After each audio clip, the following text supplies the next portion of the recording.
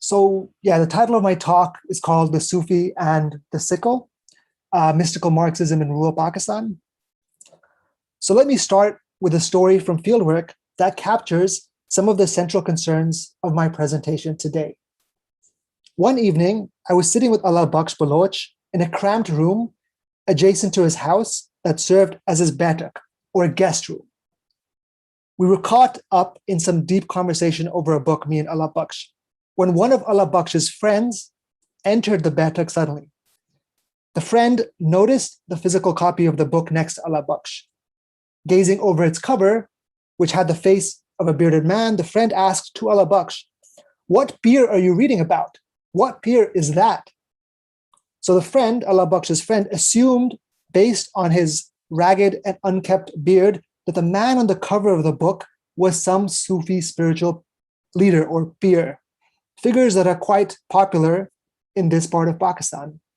So I have like some pictures that I took from the fieldwork. This is the shrine, one of the shrines of a Sufi peer who was built in the 13th century. The Sufi peer is called Sakhi Sarwar, and the shrine is itself called Sakhi Sarwar as well, and that's his kind of shrine on the left, and that you can see worshippers there.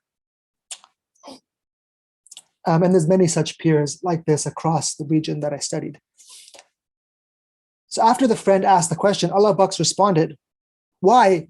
He's the greatest peer that ever lived."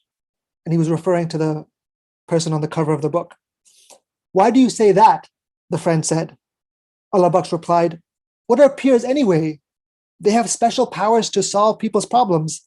In that respect, the person on the cover is the greatest of all peers because he tackled the root causes of people's problems." So the book was actually a short summary in Urdu of Marx's Volume 1 of Capital. And the bearded fellow on the cover, who the friend assumed was a peer, the spiritual saint or leader, was actually none other than Karl Marx. So that's a picture you can see of how the friend could be confused by this. This is not on the left is a peer Valiyat Inayat Khan, not a peer from the region of Pakistan where I did fieldwork, but a peer nonetheless. And you can see how people can confuse the peers with Karl Marx in appearance. So Allah Bakhsh went on to draw several comparisons between Sufism and Marxism. He suggested that it was significant that Karl Marx and Khwaja Ghulam Farid, another popular peer over here in this part of Pakistan, it was significant that both sported large, untrimmed, and ragged beards. Through their untidy appearances, both embodied an ethos oriented towards truth.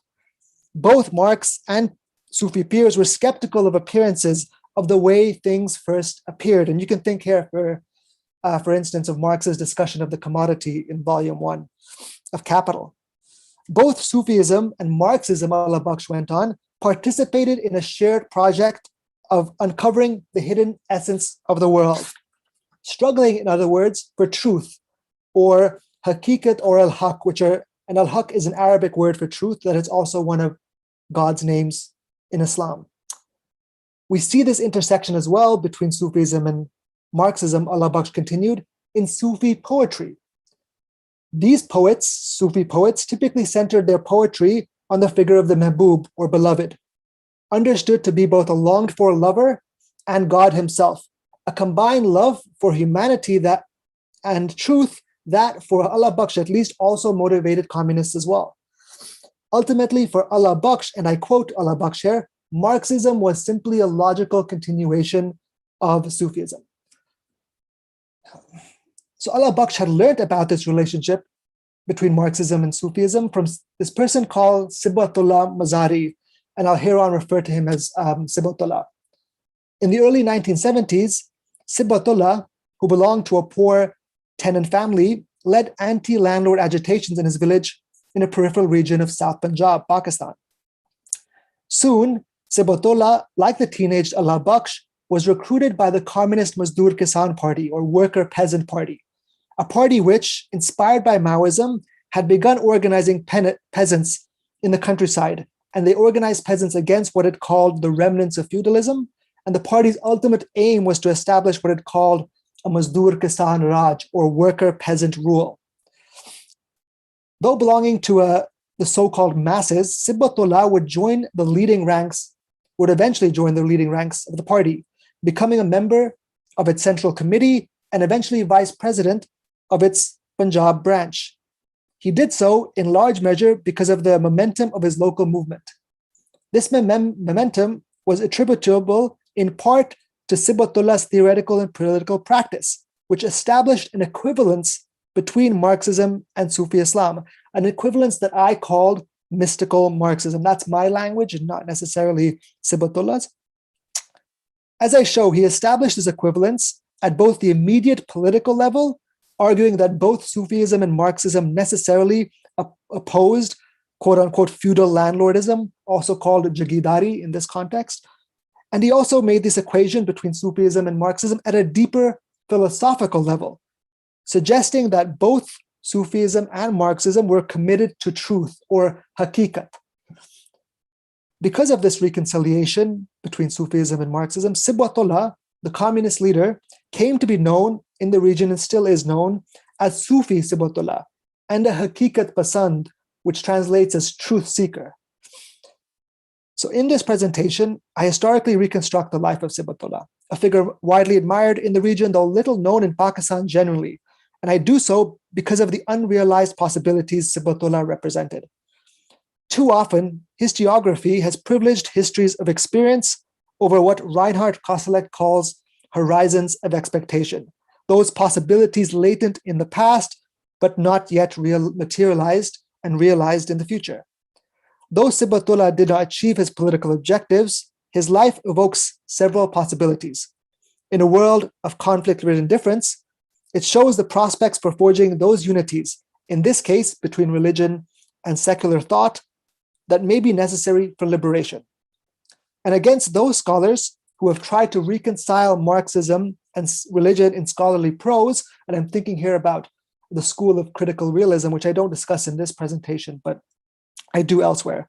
Against those scholars who've tried to reconcile Marxism and religion in scholarly prose, Sibghatullah's life reveals how a subaltern actor, an ordinary person, might also come to theorize this equivalence between Marxism and religion, and in the context of a political struggle. That is, I show how a religious Marxism might look as a theoretical as well as a political practice. Various circumstances led Sibghatullah towards this articulation of Marxism and Islam, including his poor peasant upbringing amidst a landlordism that wielded Islam to reproduce its hegemony, contingent encounters with communist and progressive leaders, religious leaders during the popular upheavals of the 60s and 70s, and shifting agrarian political economies consequent to the 1972 land reforms, which I'll talk about in a bit. However, Sibghatullah's theorizing, like arguably all theory making, was also relatively autonomous from these determinations, meaning the presence of certain distinctive ideological elements adhering to Maoism and Sufism specifically could also inspire an articulation. Indeed, it was Maoism's specific attention to a vernacular-driven universalism, combined with Sufism's own universalist possibilities. Both of these things enabled Sibghatullah to articulate Sufism and Marxism. His introduction to the party's Maoism, another ideology whose politics of the mass line and philosophy and practice meant it straddled the universal vernacular, which I'll discuss in a bit. His introduction to Maoism encouraged Sibghatullah to comparatively reflect on various Islams in the region, including his own practice of the religion. Sibghatullah specifically engaged with circulating Sufi ideas, including Sufi-inflected Deobandism, which appealed to him because of their universalist possibilities inhering in their concept of truth. This engagement culminated in Sibghatullah establishing an equivalence between Marxism and Sufism, as both, in his view, struggled for truth. Ultimately, while Maoism's vernacular orientation led Sibghatullah towards Sufism, it was their shared universalist elements that then enabled him to equate the two, an equivalent forged, as Aimé Césaire once put it, and I quote, as a universal enriched by all that is particular, end quote. Sibghatullah expressed this mystical Marxism not only in its prose, but also in its political practice. He transformed the master-apprentice relationship at his workshop into a revolutionary Sufi pir-murid or guide-disciple relation. And he mobilized his disciples to organize in their own villages. He recruited Sufi-inflected mullahs or Maulvis into the Communist Party. He organized annual mullah congregations, and that's what they were called. And he also built insurrectionary Islamic institutions, specifically mosques. These practices, by undermining landlordism's hegemony over Islam, threatened landlordism's reproduction, as I show. So that's just like an outline of the argument, which I'm going to develop through the presentation.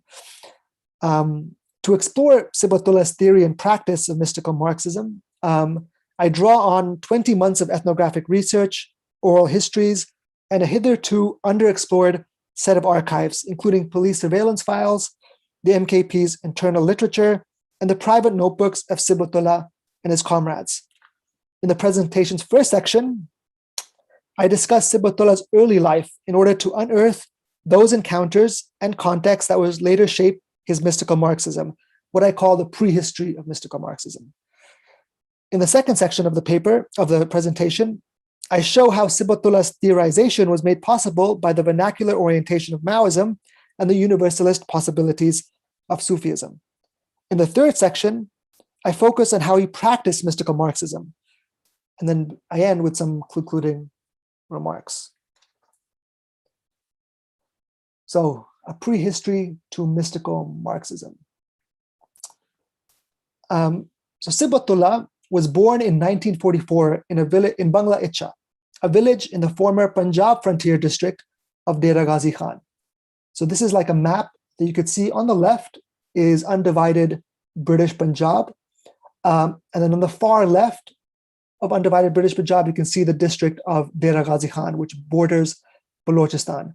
The map on the right is the map of that district, Dera Ghazi Khan, which was partitioned in the 1980s into two districts. But when Sibghatullah was born, it was one district. And Sibghatullah lived and organized towards the southern end of the district, near a town called Rajan. So this region of Pakistan is distinct from the rest of Punjab due to the presence of Baloch tribes, typically headed by a single hereditary chief called a Tumandar and various petty chiefs called Sardars. After Punjab's annexation in 1849, those chiefs that submitted to British rule acquired immense landed estates, or jagirs. On these estates, landed chiefs, also called and still called jagirdars, collected both land revenue from peasant proprietors and rents from their tenants. Sibghatullah's family were poor tenants from a Baloch chief from the Mazari tribe called Ashik Mazari.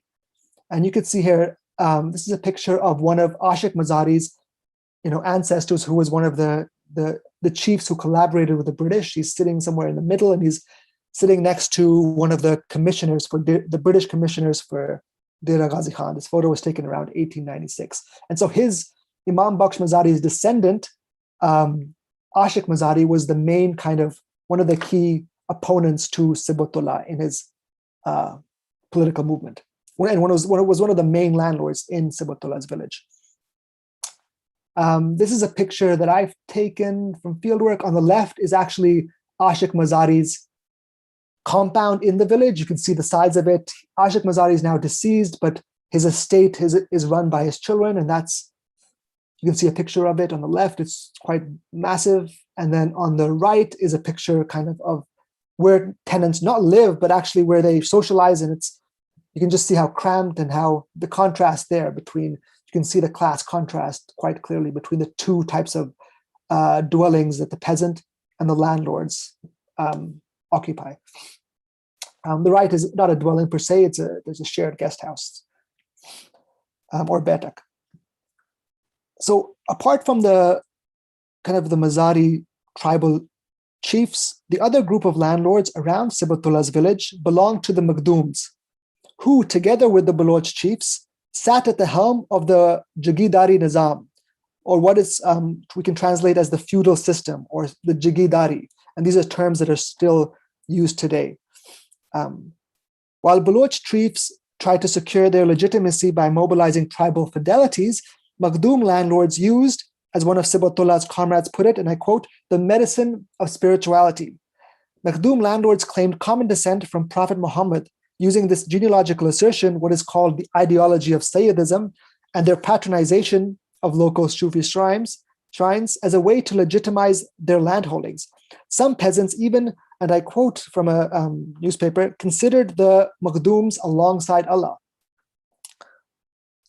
But alongside this landed inequality and its legitimation via Sufi Islam was an anti-landlord insurgent Islam, that of Ubaidullah Sindhi, the Imam-e-Inqilab, or the Imam of the Revolution. A Deobandi by training, Sindhi would give this otherwise puritanical and scripturalist Islam both a Sufi and politically subversive twist. He did so by drawing on his experiences in the Soviet Union, which he visited in 1922, as well as on Deobandi's own genealogy. Sindhi specifically drew on the writings of Shah Waliullah, who emphasized mystic Ibn Arabi's universal concept of unity of being, or Wahdat al-Wujud, to create what people called a pseudo-Waliullah communism. Ubaidullah Sindhi and later his son would propagate this Sufi and socialist inflected Deobandism across South Punjab and Sindh. And in fact, Ubaidullah Sindhi lived very close and spent his childhood in a town called Jampur, which is very close to where Sibghatullah grew up. So while both Makhdoom's Sufism and Ubaidullah Sindhi's revolutionary Deobandism would later shape Sibghatullah's interaction with Islam, neither directly influenced him in his early years. As his comrade, Malik Akbar told me, Sibghatullah was just an ordinary Muslim, and I quote, he had a beard and prayed, end quote. What did directly impact Sibghatullah during this period, according to Malik Akbar, was encounters in Karachi, where Sibghatullah moved in the late 1960s to find work.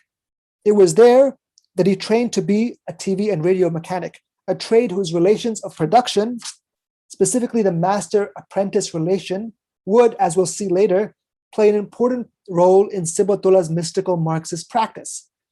It was also in the Karachi city that Sibghatullah encountered radical ideas and politics. Since the late 1960s and 70s, and the early 70s was a period of popular upheavals in the city and surrounding countryside. Not only did he befriend striking workers in Karachi's Landi Kurangi industrial area, Sibghatullah also met peasant leaders from the Sindh Hadi Committee, an organization mobilizing Sindh's landless peasants, called Hadis in Sindh, against landlords. According to Master Sajid Malik, a retired school teacher and another former comrade of Sibghatullah's, Sibghatullah may have even encountered the person behind the Sindh Hadi Committee, a person called G.M. Sayyid, who was known to entertain various political dissidents in his Karachi home. Similar to what Sibghatullah would go on to do, G.M. Sayyid and his protege, Ibrahim Joyo, de-linked Sufism from landlordism and combined it with Marxism, as well as other philosophies and religions. To G.M. Sayyid, Sufi mysticism went beyond doctrine and ritual to center instead the unity of being, a mystical core Sayyid believed was present in all religions. While Sayyid, like Sindhi, Ubaidullah Sindhi, emphasized Sufism's universalism in his theoretical writings, Sayyid in his political writings and politics stressed the vernacular dimensions of Sufism. G.M. Sayyid located Sufism as part of the distinct heritage of the Sindhi homeland, or Sindhu Desh, in order to legitimize his argument for Sindhi separatism. Sindh is a province in Pakistan, and G.M. Sayyid was one of the major Sindhi nationalists calling for the province to become an independent nation state. Sibghatullah would, once he joined the Mazdoor Kisan Party, the Communist Party, take a different approach to reconciling Sufism and Marxism, emphasizing more like Ubaidullah Sindhi, Sufism's universalism over its vernacularization. Nevertheless, Sibghatullah's early encounters with G.M. Sayyid's Sufism may have still alerted him to the possibilities, the universalist and insurgent possibilities of Sufism. Sibghatullah's exposure to peasant militancy in Sindh led him to his first political action, which he'd organized after returning to his village of Bangla Icha in the early 1970s. Shortly after establishing a TV and radio repair shop in the nearby town, close right next to his village, Sibghatullah assisted a group of Punjabi Jat tenants who were being evicted by the Makhdoom landlord called Ghulam Miran Shah. What set the stage for these sorts of tenant agitations, which occurred across the country, was the 1972 land reforms of Zulfikar Ali Bhutto, Prime Minister and populist leader of the Pakistan People's Party. The land reforms included a land ceiling, greater tenant protections, and incentives for landlords to modernize farming. Like landlords elsewhere, Ghulam Miran Shah evaded state appropriation of his above ceiling land by transferring the land, but only on paper, to his relatives and managers. But influenced by the reform's modernization incentives and fearing the reform's greater tenural protections, the Makhdoom landlord also resumed or took 100 acres from his Jat tenants. Jat is a Punjabi caste. And he placed that land under self-cultivation, so-called self-cultivation, which was actually euphemism at the time for wage labor-based production. According to Master Sajid, Sibghatullah assisted these tenants who were evicted. He assisted them as in their struggle to stay on the land as tenants, a struggle that at this stage, Sibghatullah's comrade pointed out, did not necessarily aim to overturn Jagidari or feudalism or landlordism. Not only did the Makhdoom landlord refuse to accept the tenants' demands to stay on the land, the Makhdoom landlord also evicted Sibghatullah from his repair shop, as the repair shop stood on the land which fell within the Makhdoom landlord's estate. Though this early movement was ultimately unsuccessful, it did, according to Master Sajid, one of Sibghatullah's comrades, it did shape Sibghatullah's later critique, articulated in the form of a mystical Marxism, a critique that said that Jagidari was inherently exploitative, a critique that suggested that Jagidari needed to be abolished, not reformed. Sibghatullah's leadership of this movement, news of which began circulating throughout the region, also led him to the MKP, that Communist Party, and specifically to the party's then Punjab provincial secretary, Imtiaz Alam, who was looking to expand the party to South Punjab. That's a picture of Sibghatullah around the time he joined just shortly after he joined the Mazdoor Kisan Party, but in his politically very active days, that's how Sibghatullah looked. He must have been around 20 or 30.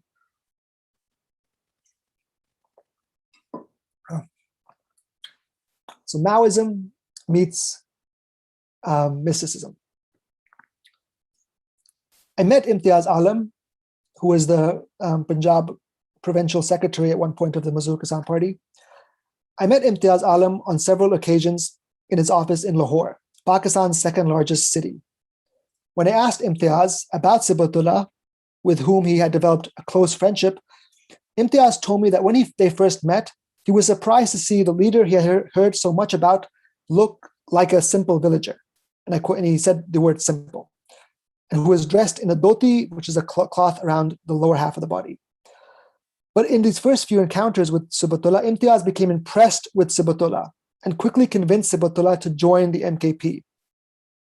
Sibghatullah, for his part, was more than happy to join the MKP after realizing that wider and external support was needed to confront landlords like the Makhdooms. Though Sibghatullah would eventually become the party's Punjab vice president and form MKP units across South Punjab and become, in Imtiaz's word, and I quote, the most astounding peasant leader in the region, Sibghatullah, despite all that, he kept his simple appearance and demeanor. Quite different from many left leaders in Pakistan, this simple demeanor and appearance and background turned out to be advantageous for the party. As Imtiaz Alam recalled to me, and I quote, Sibghatullah kept his lifestyle, which was good. It didn't intimidate the peasantry. He was a good example for our upper middle class leaders and cadres. To his credit, Imtiaz at the time had also tried to shed any vestiges of his own elite background, wearing shabby clothes, keeping an unkept beard, and becoming what he called a pauper revolutionary. And he did so in order to declass himself. Imtiaz Alam, even though he was a communist leader, actually came from a so-called feudal elite background from South Punjab. but yet tried to declass himself as well during the 1970s. Common amongst Maoist parties elsewhere, declassing was one aspect of the MKP's politics of the mass line, a politics inspired by Mao Zedong. Mass line politics meant that a Communist Party's theory and program should evolve through an engagement with the so-called masses. The politics was part of Mao's wider philosophy of practice, whereby revolutionary theory should evolve through mutual interactions with the political practice of the masses and with engagement among subaltern classes. Revolutionary theory should evolve and change in this interaction with ordinary people. The MKP was heavily influenced by Mao's philosophy, especially as several party leaders were once aligned to East Bengali peasant leader Maulana Bashani, an admirer of Mao who traveled to China in 1963. At peasants and worker meetings across the country, MKP leaders like Afzal Bangladesh, and I quote, emphasized the need for building a new Pakistan on the philosophy of Mao Zedong, end quote. And that's a quote from the kind of secret surveillance files that some of this paper draws on. The secret police in Pakistan at the time was heavily surveilling many of these communists and attending their meetings and whatnot. And so I quote in this paper from some of that surveillance files. To implement this Maoist philosophy, one centered on the masses or the awam in Urdu, the MKP first needed to immerse themselves in the masses, which MKP leaders did not believe previous Pakistani communists had done. Speaking about leaders of the banned Communist Party of Pakistan, who frequently held their meetings in English, MKP President Major Ishaq noted that, and I quote, the Communist Party of Pakistan leaders were culturally alienated from the soil. The leaders had no love, no link with the people of the soil, end quote. So this is a slide. This is from the party's circular, which is like an internal communication and a newspaper for party members of the MKP. And this is just shows in one of the newspapers, they have a full page devoted to Maoist, celebrating Mao. And up here, it says in Urdu, Maoist thought is alive and well. And this is a picture of Major Ishaq, the president of the Mazdoor Kisan Party. He died in 1982. And he was the one who was quoted as saying that the earlier Communist Party of Pakistan, which I don't talk much about in this paper, which was banned in the 1950s, he was saying that that earlier Communist Party was unlinked had no link to the people. It was too elite. In addition to declassing, the MKP's national leaders aspired to build that missing link with the masses through various other practices. They participated in ongoing peasant movements, conducted several investigative or tehqiqati reports on the countryside, elevated local language over national languages like Urdu and English, and important for my purposes, MKP leaders engaged seriously with Islam. Leaders would frequently begin their meetings by invoking Allah and would even raise Allahu Akbar or God is great chants at rallies. At one of those rallies in Sibghatullah village, Major Ishaq even likened the peasant struggle against landlords to Prophet Muhammad's fight against his enemies. And I quote what he said here. He said at that rally, and I quote, the people who scare us, who martyr us, they are like Abu Jahl and Abu Lahab. Abu Jahl and Abu Lahab are obviously the Prophet's enemies during Prophet Muhammad's time, end quote. During their village tours, MKP leaders would often stay at village mosques, pray, and concertedly engage with local imams or religious leaders. While other notable Pakistani leftists at the time subtly mocked the party's engagement with Islam, implying that it contravened how a proper, i.e. atheistic communist party should act, MKP leaders saw this as necessary to build a mass-oriented movement. And one of those communist leaders, well-known, who mocked the MKP for the MKP's engagement with religion was none other than Tariq Ali, who also was opposed to the MKP for the MKP's more Maoist orientation, whereas Tariq Ali was more aligned to Trotskyism. Still, the MKP's leadership's interaction with Islam remained largely strategic, limited to these sorts of overtures.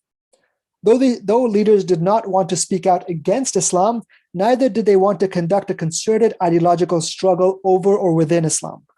At a central committee meeting for the MKP's Punjab branch, Major Ishaq forcefully said, and I quote, forcefully said that the party's workers should stop this idle talk or bakwas on religion, and insisted that they should promote the teaching of scientific socialism, end quote. And that's another quote from the surveillance files. In other words, though leaders certainly wanted to engage in ideological struggles, when it came to Islam, they preferred to defer that to the material class struggle, hoping that the latter would resolve for itself the question of Islam's relationship to communism. Yet Sibghatullah did participate in such a rigorous ideological over and within Islam, the necessity of which stemmed not only from his own pre-existing, though under-theorized commitment to Islam. He was a practicing Muslim way before he became involved in communist politics, but he also felt the need to engage in the struggle over Islam because of the specific intensity of Islamically reasoned anti-socialism within his own village. After organizing one of his first village-level MKP meetings, Sibghatullah noted in his diaries, and this paper also draws from his diaries, he noted, and I quote, he had to address many people's concerns about the party, referring to the MKP, especially the incorrect propaganda about socialism and Islam, end quote. What made this socialist propaganda especially acute here was the fact that it stemmed from three sources: the Makhdoom landlords, which I've spoken about earlier, who likened themselves to God, the Baloch chiefs, and the Islamist Jamaat-e-Islami party. As socialist ideas spread in the countryside, including in Bangla Itcha, Sibghatullah's village, all three of these actors used their influence to emphasize Islam's incompatibility with socialism.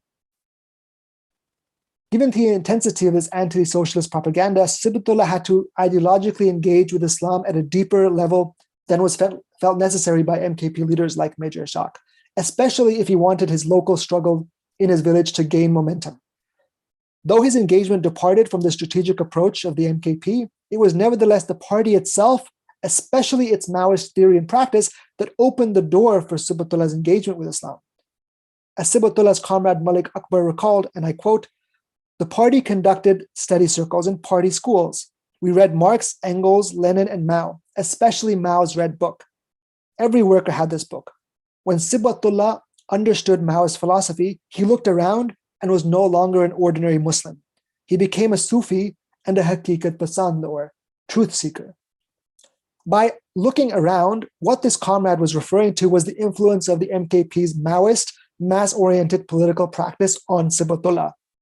As part of this practice, the party regularly organized village tours across the district, tours which, per Imtiaz Alam, Sibghatullah became more intimately acquainted with followers of Ubaidullah Sindhi, that Deobandi socialist that I mentioned in the beginning of the presentation, who had followers across the area. In one tour, for instance, Sibghatullah recalled with surprise an encounter with a Deobandi Maulvi who, aside from teaching children how to memorize the Quran, was also, and I quote from Sibghatullah, a politically aware person who was helping people, and for which reason the Jagidar, or the landlord, was trying to evict this Maulvi, end quote. Sibghatullah's introduction to Maoist theory and practice thus led him to comparatively reflect on and engage with various Islams in the region. This engagement ultimately drew him to Sufism, whose universalist possibilities, which he first discovered, you'll recall, in Karachi through the Sindh Hari Committee, and then later through adherence of Ubaidullah Sindhi. This engagement and the Sufism's universalist possibilities facilitated its articulation with Marxism, which Sibghatullah also saw in universalist terms.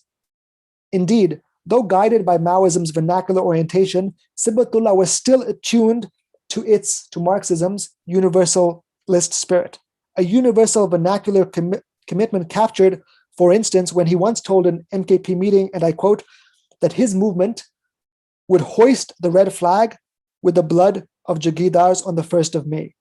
So obviously the 1st of May is a reference, that's end quote, the 1st of May is a reference to International Workers' Day, but yet Sibghatullah said that he would hoist the red flag with the blood of Jagidars, and that's a reference to local landlord formations. And so you can see that vernacular universalism present in that quote of his. This is another image from the Mazdoor Kisan Party's internal circular, which captures the universalist and vernacular spirit of the MKP generally. On the right here, this is a picture of Ho Chi Minh, and on the left, the translation for the text on the left is "Connect the shining path of Lundi to Hashnagar." Remind us of Ho Chi Minh. Lundi is an industrial area in Karachi, the same industrial area, in fact, which Sibghatullah encountered when he went to Karachi and was part of radicalizing him. So that's Lundi's industrial area in Karachi. Hashnagar is a part of Pakistan where there was a peasant struggle also led by the MKP, a part of a struggle that I don't talk about much in this paper. And of course, Ho Chi Minh is Ho Chi Minh of Vietnam. And so there's a connection being made between industrial workers in Karachi, peasants in another part of Pakistan, and then the internationalist kind of communist movement. And so you could see worker, peasant, and internationalism all coming together in this kind of quote. And this is another demonstration of their internationalism. This is another kind of image, a picture I found from the MKP circulars. It's members at a party conference singing the Internationale. And in the back, you can actually see Major Ishaq. He's a tall figure. This is a picture, I think, from 1977 at one of the party's conferences. Though it was Maoism's vernacular orientation that led Sibghatullah towards Sufism, it was ultimately then the shared universalist elements that then allowed him to equate the two. An equivalence he centered on truth. Malik Akbar once said, and I quote, "Like Marxists, a Sufi also seeks out truth." And contained within this aspiration for truth, Malik Akbar said, was a love for all humanity, on feeling their pain, as humanity was one reflection of this truth, end quote. Though Sibghatullah did not provide a full written exposition of this equivalence, what I call his mystical Marxism, his practice can shed more light on it. There's also, I do in another version of this, in the paper on which this presentation draws on, I do talk more about the writings of Sibghatullah and how his writings also reveal some aspects of mystical Marxism, but here I'm just going to focus on the practice, his political practice of mystical Marxism.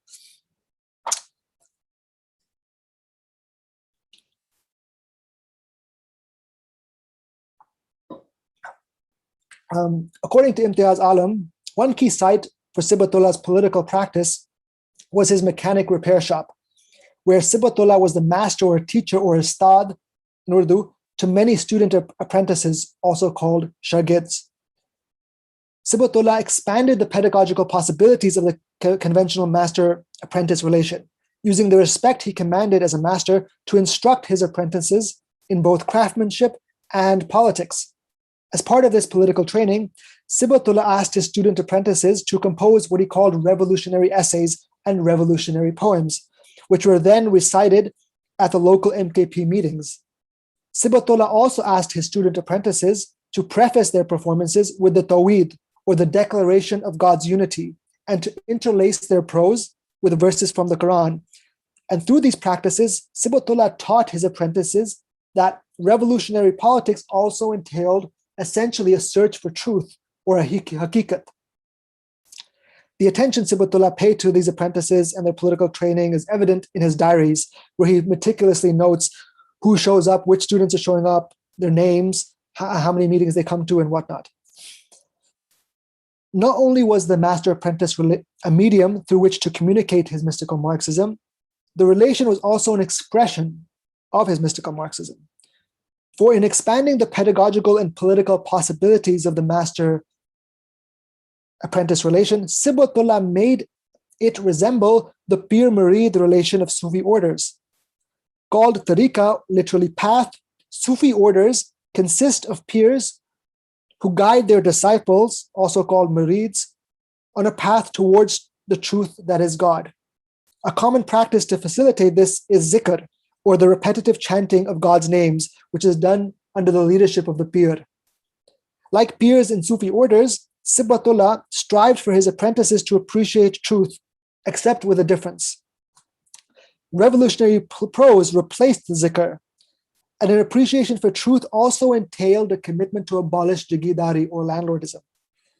In injecting religious content into traditional Sufi practices, Sibghatullah may have been inspired by the Sufi-inflected Deobandism of Maulana Bashani and the reformed mysticism of G.M. Sayyid, who I discussed earlier.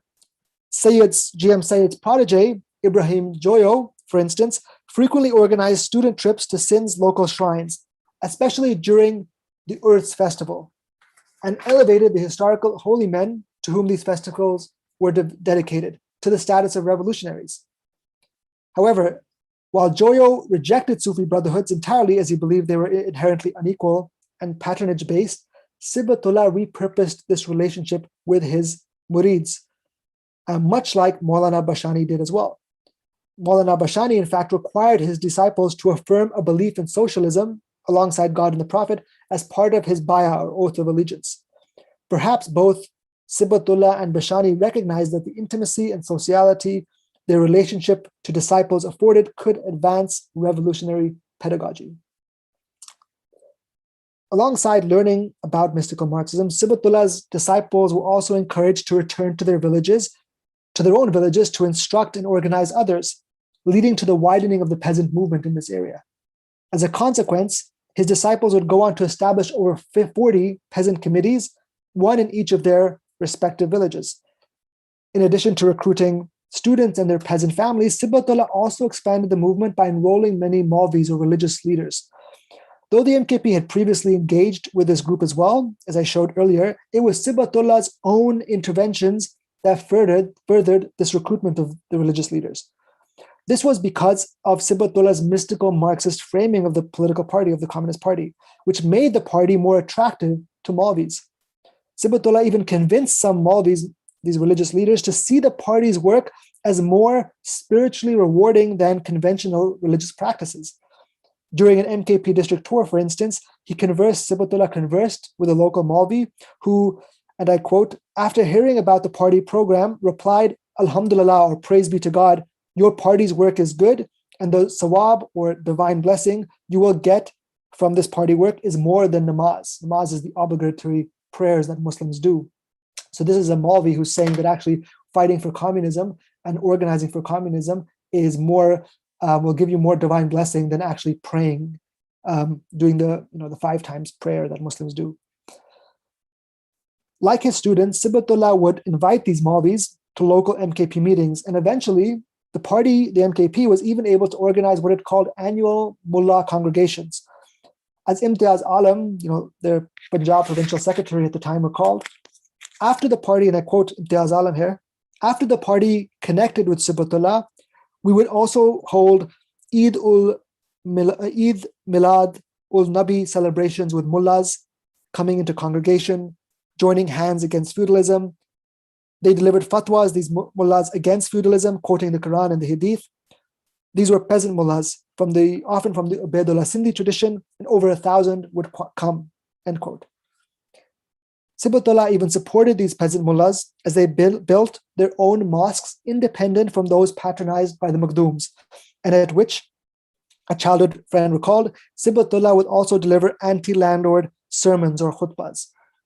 The Makhdum landlord Ghulam Mira Shah even tore down 5 of these mosques precisely because of their insurrectionary character, an incident that provoked peasants to proclaim, and I quote from the party circulars, the Jagidar's injustice has extended from the peasants' homes to the house of God, but those days aren't far when, with the power of God, peasants will destroy the Jagidar's home, end quote. Alongside the widening of the movement to apprentices, their families, and these peasant mullahs was also a deepening of the movement. As the dispute over this mosque suggests, Sibghatullah's theory and practice of mystical Marxism had begun to undermine hegemonic Islam, especially claims about its incompatibility with socialism or communism. Other incidents illustrate this further. In 1976, as the peasant movement was in full swing, the Makhdum landlord had a grandson whom he wanted to call a name Sibghatullah, which literally translates as the color of God. And the landlord actually attempted to get Sibghatullah to change his name because he wanted his own son to be, there could not be 2 Sibghatullahs in the village. This conflict over who was entitled to use this name was, in essence, a dispute over competing visions of Islam, with many peasants ultimately siding with Sibghatullah, insisting, and I quote from a newspaper documenting this at the time, in our Sufi Sibghatullah, the color of God is pure, end quote. So here we have peasants siding in this dispute over who gets to take the name Sibghatullah Mazari or the landlord's son, and many peasants ultimately sided with Sibghatullah. This breach between the Sufi Islam of the Makhdums and the mystical Marxism of Sibghatullah was widened even further when the Makhdums enlisted the support of Sindh's Pir of Pagaro, otherwise a widely admired Sufi pir in the region, in an attempt to suppress the peasant insurrection. According to Imtiaz Alam, the Pir of Pagaro, with whom the Makhdum had ties through marriage, I believe one of his daughters was married, or he was married to the Pir of Pagaro's daughter. The Pir of Pagaro sent approximately 400 of his armed disciples, the Hurs, to suppress the peasant insurrection in Sibghatullah's village. Not only did Sibghatullah and his supporters successfully fight off the attack, but in the process, peasants gained further proof of the exploitative, even violent nature of elite Sufism. That's a picture of one of Sibghatullah's comrades who was killed in one of these encounters with the Jagidars or landlords. And that's an obituary for him. Both the widening and deepening of the peasant movement ultimately led to a radicalization of its demands. Whereas before, peasants had demanded an end to their expulsions, security of tenure, and fairer, more transparent sharecropping, by the mid-1970s, tenants occupied land and refused to sharecrop at all. As Imtiaz Alam wrote at the time, and I quote, "The struggle in Sibghatullah's village is one of the most advanced struggles in Punjab, where peasants have completely stopped sharecropping and also everything else, and have made the peasant committees strong," end quote. Undergirding these tenant refusals and their creation of alternative peasant institutions was a growing belief amongst peasants that Jagidari, or landlordism, was essentially exploitative, and that it could not be reformed and needed to be abolished. What furthered the popularity of this belief was the alignment between the landlord's practices and Sibghatullah's claims about them. That is, as tenants witnessed landlords reject even their modest reformist demands and coercively suppress their movement, tenants became increasingly convinced of Sibghatullah's mystical Marxist claim that Jagidari was, in essence, exploitative. As Malik Akbar put it to me, and I quote, "Tenants came to realize that the prevailing system, the fact that some have land and with it rule over others who don't, was what the landlords had created, not God, and was in fact against God's decision," end quote. With that realization, Malik Akbar continued, and I'm quoting Malik Akbar again, "The tenant movement entered another stage, where they now thought it was possible to overturn Jagidari," end quote. Rather than a more reformed, less exploitative Jagidari or landlordism, tenants essentially wanted its abolition. This is a popular kind of slogan from that era, which captures this kind of abolitionist spirit. It's a slogan that's a Punjabi slogan called, which is in Punjabi, "Jera rawe oi khawe," which translates as "whoever tills the soil should eat from it." And this slogan is on the left, and this is an image from the party circular promoting that slogan. And the Mazur Kisan Party promoted that slogan. It's an anti-landlord and abolitionist kind of slogan. This is a picture I found from the circular, from the party's internal circulars. It's a picture towards the end of, it's a picture of Major Ishaq, the MK president. It's very grainy, and on the right next to him is actually Sibghatullah, but a very, very grainy picture that you probably can't make out of. But and they're both Major Ishaq, the president, and the Sibghatullah are speaking at a press conference in 1978. One of the few pictures, I think, of the MKP president, Major Ishaq, who in the Pakistani context is quite a well-known national historical figure. One of the few pictures of Major Ishaq with Sibghatullah. Okay, so to conclude, in his founding statement on subaltern studies, historian Ranajit Guha argued that India's political elites, including its communist parties, had failed to become hegemonic, to establish consent for their rule, resulting in what he would later call their dominance without hegemony. He explained communism's failure to lead the peasant masses in part due to their attitude towards religion. For it was Indian communism's dismissal of peasant religious beliefs and inability to acknowledge peasant religious beliefs' disruptive potential that partly accounted for their historic failure to lead the peasant masses. Communist leaders' disdain for religion continues to this day in India as well as in Pakistan. The relationship of the MKP to peasant subalterns like Sibghatullah, however, reveals an alternative relationship between communism and the peasantry, one where communism was less dismissive of the religious beliefs of the peasantry. Unlike many communist leaders in the region, MKP leaders did see the radical possibilities of religion.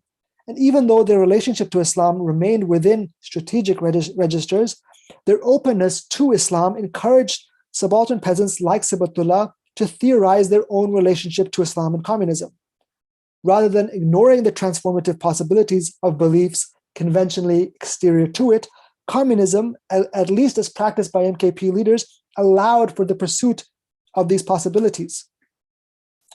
Indeed, it was Sibghatullah's introduction to the party's Maoist theory and practice that led to his comparative engagement with Islam as well. Specifically, Maoism's politics of the mass line and the philosophy and practice, which entailed a deep immersion in the beliefs and practices of the masses in order to generate a vernacular-driven communist universalism. This Maoist politics and mass line politics steered Sibghatullah towards circulating insurgent Sufisms and a comparative inquiry into the relationship with Marxism.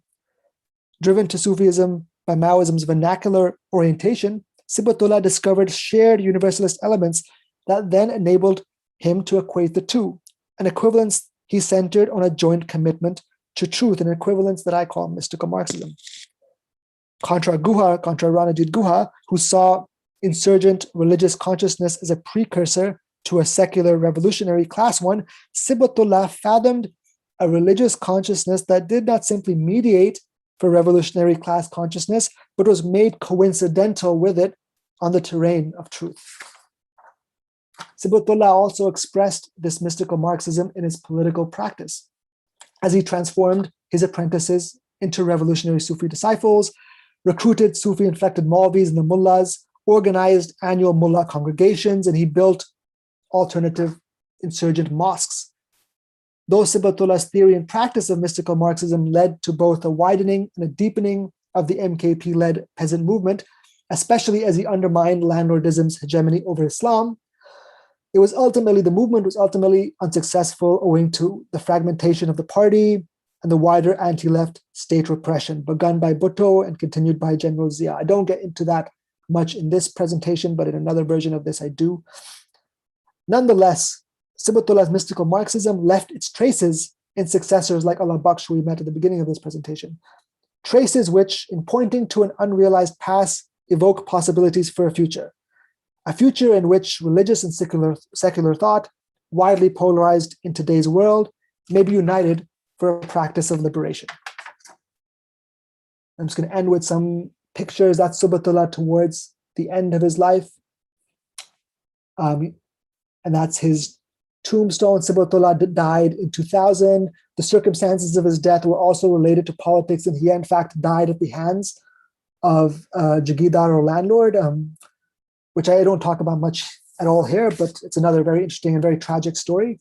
That's the tombstone on the epitaph. It says fighter of socialist struggle and peasant leader. And this tombstone is just right outside.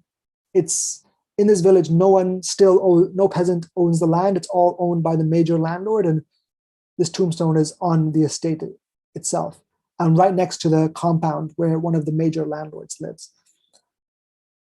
Thank you.